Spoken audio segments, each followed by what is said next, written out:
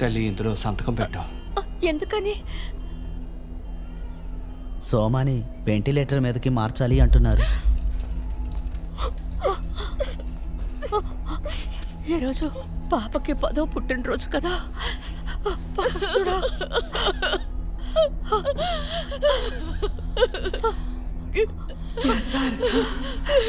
అంటే బిడ్డకి 10 ఏళ్ళు వచ్చేసరికి తండ్రి ఆయుష్ పూర్తయిపోతుందని అర్థం.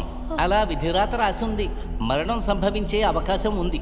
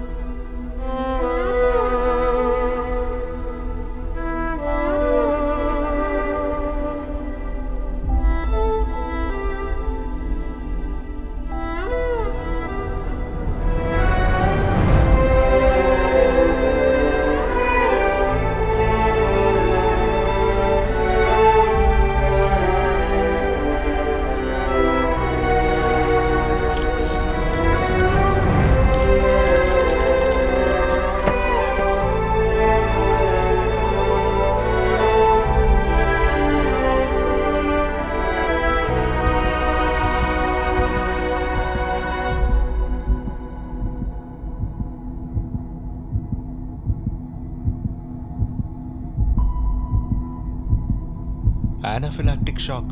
కాస్త అర్థమయ్యేలా చెప్పండి. ఫీవరు, ఇక బాడీ పెయిన్ తోనే హాస్పిటల్ కి వచ్చారు. డైక్లోఫినాక్ అని ఒక పెయిన్ కిల్లర్ ఉంది. ఆ కొత్త డాక్టర్ మస్సుల్లో చేయాల్సిన ఇంజెక్షన్ ని మార్చి ఐవీలో చేశాడు. అది కూడా టెస్ట్ డోస్ చేయకుండా. అంటే ఏంటి? కండలో చేయాల్సింది నరాల్లో చేస్తే ఇలాగే అవుద్ది. ఓ ఎంబీబీఎస్ పాస్ అవ్వకుండా జనరల్ ప్రాక్టీస్ కి వచ్చే వాళ్ళని డబ్బు సంపాదన కోసం వదిలితే ఇలాగే అవుతుంది. ఎవరేం చేయలేరు. సరే, ఇప్పుడు ఏం చేయాలంట? నన్ను అడిగితే అది ఈ బాతు రోగం పేరుంది కదా, అదేంటి? H5N1. బాతు జ్వరం. అది చాలు.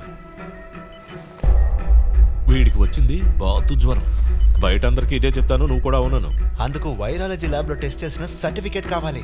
ఓ అడవిలా ఉన్న ఈ ప్రాంతాన్ని ఒక డాక్యుమెంటు పేపరు ఏమీ లేకుండా ఎంత పెద్ద హాస్పిటల్ గా చేసిన నాకు ఈ సర్టిఫికెట్లన్నీ మామూలు విషయం అయ్యా. ఇలా చూడు, బాతు జ్వరంతో వీడు చనిపోయాడన్న విషయం ఈ ఊరు వాళ్ళందరికీ తెలిస్తే భయపడి చేస్తారు. ఆ భయమే కదయ్యా మనకు పెట్టుబడి. అర్థమైందా? రా రా.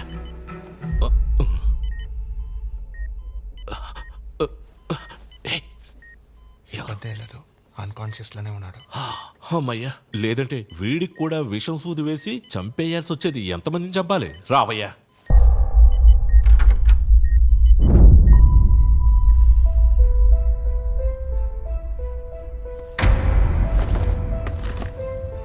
చందు మరణానికి కారణమైన వాళ్ళని అరెస్ట్ చేయండి. అతని మనుషుల్ని అరెస్ట్ చేయాలి. నకిలీ డాక్టర్ పై చట్టపరమైన చర్యలు తీసుకోవాలి. చందు మరణానికి కారణమైన వాళ్ళని అరెస్ట్ చేయండి. అతని మనుషుల్ని అరెస్ట్ చేయాలి. నకిలీ డాక్టర్ పై చట్టపరమైన చర్యలు తీసుకోవాలి. ప్రెసిడెంట్ అతని మనుషుల్ని అరెస్ట్ చేయాలి. నేరస్తులందరినీ అరెస్ట్ చేసి తీరాలి. నేరస్తులందరినీ అరెస్ట్ చేసి తీరాలి. నేరస్తులందరినీ అరెస్ట్ చేసి తీరాలి. నేరస్తులందరినీ అరెస్ట్ చేసి తీరాలి. చందు మరణంలో కొత్తగా ఒక టర్నింగ్ పాయింట్ దొరికింది. మన agriculture officer Soman non stop గా పోరాటం సాగిస్తూ ఉన్నారు. అతను పోరాటానికి విజయం దక్కాలని మనం అందరూ ఆశిద్దాం. జార్జ్ థామస్ అనే సాక్షి ద్వారా ప్రారంభించబడిన ఈ కేసు ఇంకా ఎన్నో ఆధారాలు దొరికినందువల్ల కేసు తేలుతుందని ఆశిస్తున్నారు. సాధారణ బర్డ్ ఫ్లూ వల్ల చందు మరణించారని చెప్పబడిన ఈ కేసు ఇప్పుడు అగ్రికల్చర్ ఆఫీసర్ సోమన్ ఏం కనిపెట్టారు అంటే చందు బర్డ్ ఫ్లూ వల్ల చనిపోలేదు, హాస్పిటల్లో జరిగిన కుట్ర వల్ల ఇలా జరిగిందని తెలిసింది. దీన్ని పోలీసులు ప్రూవ్ చేశారు. దీనికి వెనకున్న ముఖ్యమైన వ్యక్తి మన ప్రెసిడెంటే. ఇంకా విచారణలో నకిలీ డాక్టర్ కూడా దీనికి కారణమని తెలిసింది. ఇంకా ఈ కేసు స్ట్రాంగ్ అవడానికి జార్జ్ థామస్ మరియు సోమన్ ఈ ఊరు పోలీస్ స్టేషన్ ని చుట్టుముట్టారు. దీని తర్వాత ఏం జరుగుతుందో మనం ఎక్స్క్లూజివ్ గా చూద్దాం. సార్ ఈ సిచ్యువేషన్ లో మీరు ఏం చెప్పాలనుకుంటున్నారు సార్? ఎటువంటి కారణం లేకుండా జార్జ్ సార్ని 2 రోజులు ఐసీయూలో పెట్టడం వల్లే దీనికి కారణమని తెలిసొచ్చింది. వాళ్ళు చేసిన తప్పే ఇప్పుడు వాళ్ళకి సమస్య అయ్యింది. వీళ్ళు ఏం చేసినా సరే ఎవ్వరూ అడగరు అని వీళ్ళు అనుకుంటూ ఉన్నారు సార్. ఆ అహంకారంతోనే వీళ్ళు ఇలాంటి పనులు చేశారు కదా సార్. తర్వాత నేనొక్కడిని అనుకోవడం వల్ల ఇక్కడ ఏది మారపోయేది లేదు. అందరి సపోర్టు కావాలి, ముఖ్యంగా మీడియా వాళ్ళది. ఈ రాజకీయవాదుల దగ్గర డబ్బులు తీసుకొని వాళ్ళు ఏం చెప్పమన్నారో అదే చెప్పడం మీడియా వాళ్ళ పని కాదు కదా సార్. మనం అన్యాయాన్ని ఎక్కడ చూసినా సరే, జాతి కానివ్వండి, కులం కానివ్వండి, పేదవాడు గొప్పవాడు అని ఏమీ చూడకుండా న్యాయాన్ని అడగడానికి ఖచ్చితంగా ముందుకు రావాలి. ముఖ్యంగా మీడియా వాళ్ళు. మీరు ఇంతకు మించి చెప్పడానికి ఏమీ లేదు. Thank you sir, one more thank question you thank you. Sir. చెప్పేసారండి.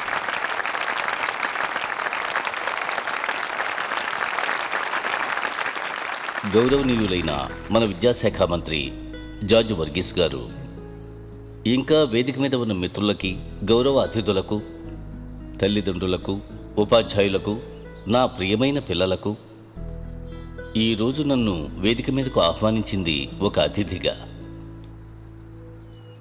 కానీ నేనిక్కడికి రావడానికి కారణం నాలో ఏర్పడిన ఆ సంతోషాన్ని మీ అందరితో పంచుకోవాలని. ఇది నా జీవితానికి పునర్జన్మని మీలో ఎంతమందికి తెలుసు? కొన్ని రోజులకు ముందు ఈ స్కూల్లో నేను చనిపోయే పరిస్థితి వచ్చింది.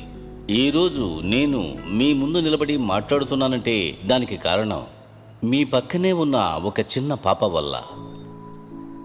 ఆ అమ్మాయి పేరు ఎంతో అద్భుతమైన పేరు, ఇండియా. అంతకంటే విచిత్రమైంది ఆమె జీవన విధానం. సార్, 9 ఏళ్లుగా ఏ ప్రైమరీ ఎడ్యుకేషన్ చదవకుండానే స్ట్రైట్గా ఎంట్రన్స్ ఎగ్జామ్స్ రాసి హయ్యర్ క్లాస్కి వెళ్ళిన అమ్మాయే మన ఇండియా. ఈ సమయంలో మన ఇండియాని నేను వేదిక మీదకు ఆహ్వానిస్తున్నాను. రామ్మా, పైకి రా. వెళ్ళు.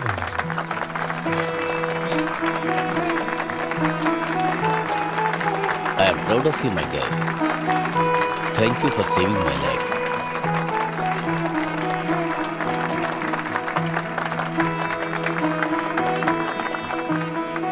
ఆ రోజు ఈ పాప చేసిన ప్రథమ చికిత్స కారణంగా నేను ఈరోజు మీ ముందు నిలబడి మాట్లాడుతున్నాను. ఒకవేళ ఇండియాకి ఆ ప్రథమ చికిత్స ఇంపార్టెన్స్ తెలియకపోవచ్చు, తెలియాల్సిన అవసరం కూడా లేదు. ఆ రోజు నువ్వేం చేసావో నీకు తెలుసా అమ్మా? తెలుసు సార్, దాని పేరే సిపిఆర్ అని మా నాన్న నాకు నేర్పించారు.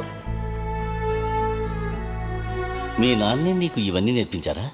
స్కూల్లో చెప్పని చాలా విషయాలు మా నాన్న నాకు నేర్పించారు. ఇదేమీ చిన్న విషయం కాదు. ఇండియా వాళ్ళ నాన్నగారిని వేదిక మీదకు సాదరంగా ఆహ్వానిస్తున్నాను.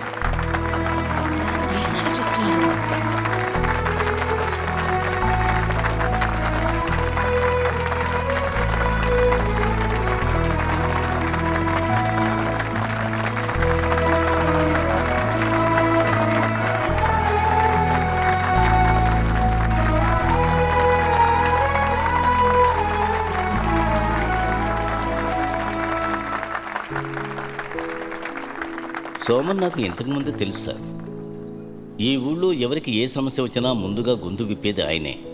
సోమన్, ఆయన పోరాటాల గురించి నాకంటే ఎక్కువగా తెలిసింది మీకు మాత్రమే. సోమన్, 2 మాటలు మాట్లాడండి. ఇండియా గురించి, మీ గురించి, మీ ఆలోచనల గురించి.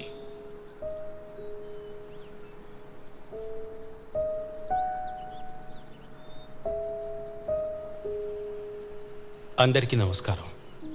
ఎన్నో చోట్ల ఎన్నో రకాల ఓటముల్ని చూసిన వాడిని నేను. ఇంట్లోనూ ఊర్లోనూ నన్ను ఒక మూర్ఖుడిగానే అందరూ చూశారు. నాకు చాలా నిక్నేమ్స్ కూడా ఉన్నాయి. లూస్, మెంటలు, ఇలాంటి చాలా పేర్లున్నాయి. నాకంటే దాని గురించి మీకే ఎక్కువగా తెలుసు. నా చుట్టుపక్కల ఉన్న వాళ్ళని ఎవరికి ఎలాంటి కష్టం రానివ్వకుండా బతకాలని నేను అనుకున్నాను. అందులోంచి ఒక చిన్న విషయాన్ని నేను నా బిడ్డకి చెప్పాను. ఒట్టి మాటల ద్వారా మాత్రమే కాకుండా ప్రాక్టికల్గా తనకి చెప్పాను. అప్పుడే కదా తనకి ఈజీగా అంతా అర్థమవుతుంది. అందువల్లే ఆ రోజు నా బిడ్డ సిపిఆర్ చేయగలిగింది. ఇంకా కొంచెం క్లియర్గా చెప్తాను, తెలుసుకోండి. ఇప్పుడు టక్కని మంట అంటుకుంది అనుకోండి, మనం ఏం చేస్తాం? ఇంటికి వెళ్తాం. ఏం చేస్తాం? లేచి పరిగెత్తాల్సిందే. అందుకే కదా సోమ, ఆ సిలిండర్ అక్కడ ఉంది, దాన్ని యూజ్ చేయొచ్చు. సరే, ఇక్కడున్న ఎంతమందికి ఫైర్ ఎక్స్టింగ్విషన్ సిలిండర్ని యూజ్ చేయడం తెలుసు?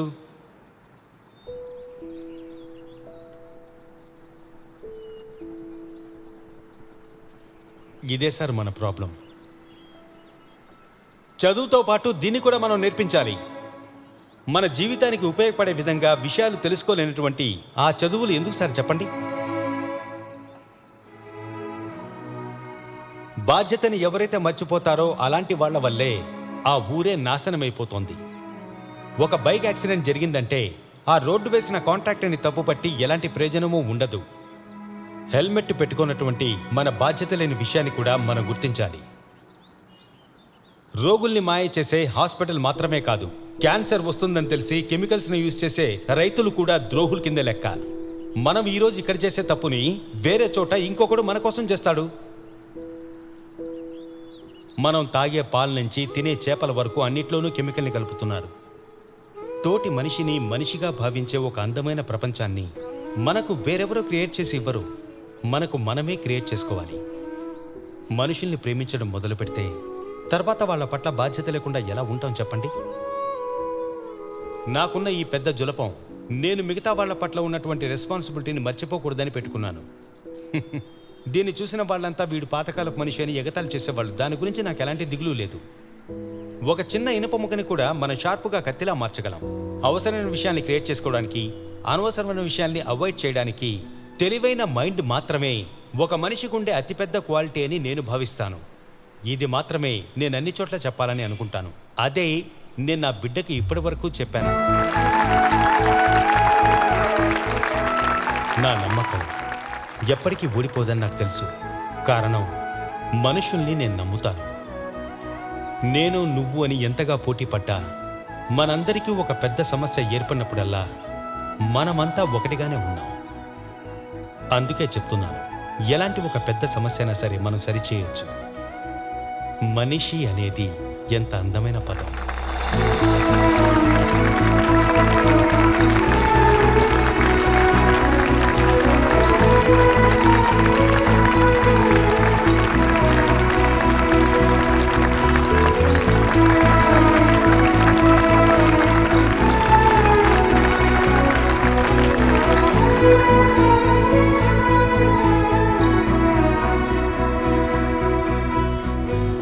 వరద బాధితులకు నష్టపరిహారం చెల్లించాలి. నదులని సంరక్షించాలి. ప్రకృతి వనరుల్ని కాపాడాలి.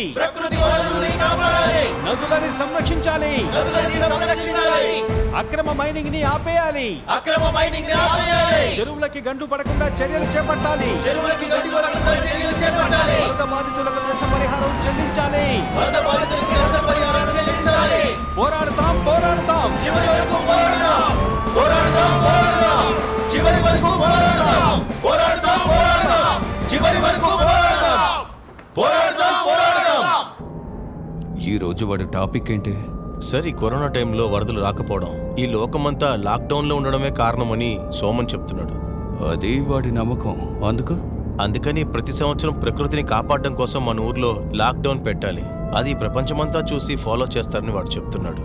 సరే, ఎంత ఈజీగా చెప్పాడు. అది మాత్రమే కాదు, ప్రతి ఇంటికి వంట సరుకులు ఇవ్వాలంటున్నాడు. వారేవా. ఇప్పుడే అందిన తాజా వార్త. ఇంకో 2 రోజుల్లో భారీ వర్షం కురవబోతోందని వాతావరణ శాఖ వెల్లడించింది. ఊరు మొత్తం రెడ్ అలర్ట్ ప్రకటించింది. ప్రజలు బయటికి రాకుండా జాగ్రత్తగా ఉండాలి.